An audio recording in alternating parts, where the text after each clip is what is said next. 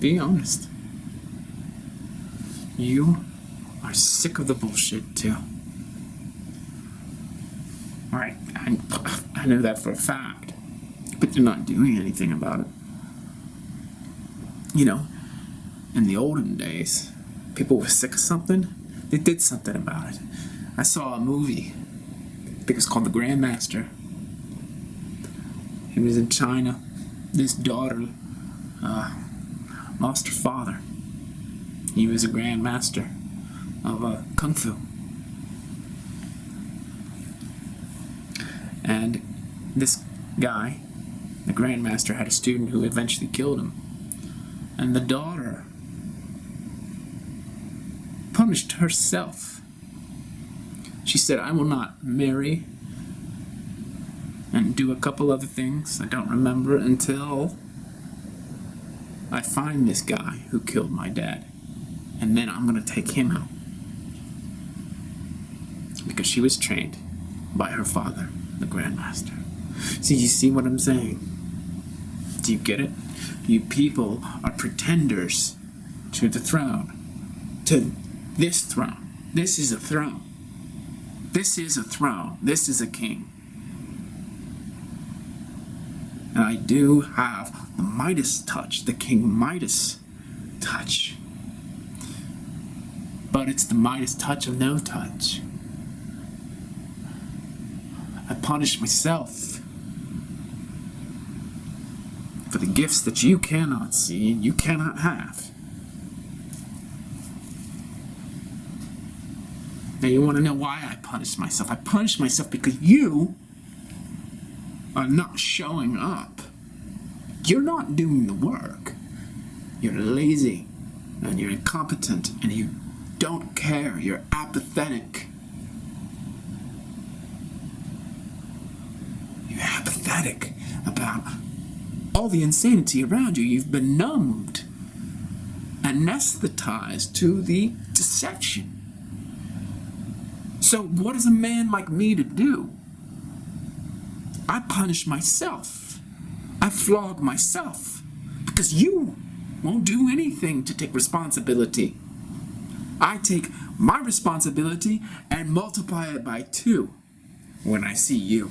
And multiply it by 3 when I see you, and 4, 5, 6 times, and I multiply it by billions. I take responsibility for all of this deception, for all of this insanity. I take responsibility for all of it. The blood is on my hands. You're not doing anything. There's no blood on your hands. So what's a man to do to compensate and to balance, to bring homeostasis to the planet? He's got to make a sacrifice. He's got to make a vow. He's got to punish himself to balance the scales. So I have not touched anyone. And I have not been touched for 35 years because my precocious, I don't mind saying, 11-year-old mind understood on a basic, primitive, intuitive level that balance must be restored.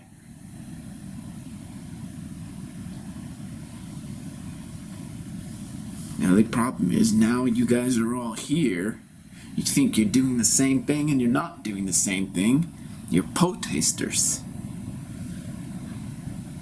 Man, it's becoming popular around the world now. Billions of people, 6 feet apart, not touching each other, afraid of each other. This isn't the real thing.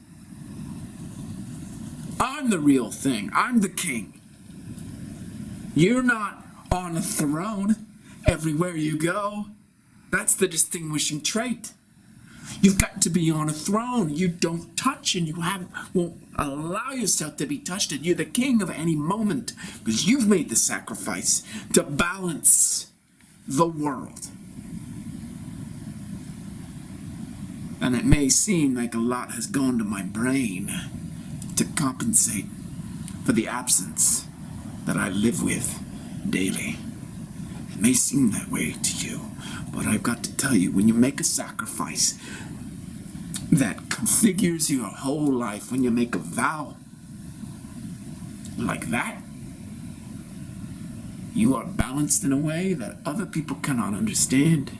you restore reality, whether people realize it or not.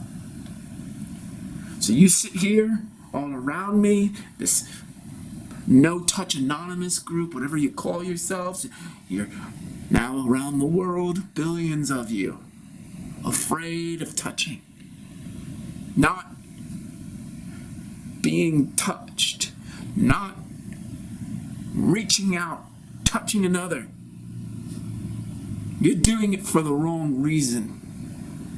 There's only one reason to do something like that. It's because you are against the pathetic deception that rules your life. And you're making the sacrifice so everybody around you can say, why are you making this sacrifice? I'm sorry, can you just please tell me why you won't let me touch you? Just explain why you won't touch me. And I look at that person in the eye and I'm saying to him or her, do you have any idea what's going on in the world? How it's so insane. How treachery has been normalized from the top of the pyramid down. You were born in a cage that you cannot see, taste, hear, touch, smell. You will never know how to escape that cage because you don't even know it exists. Well, that cage cannot touch me.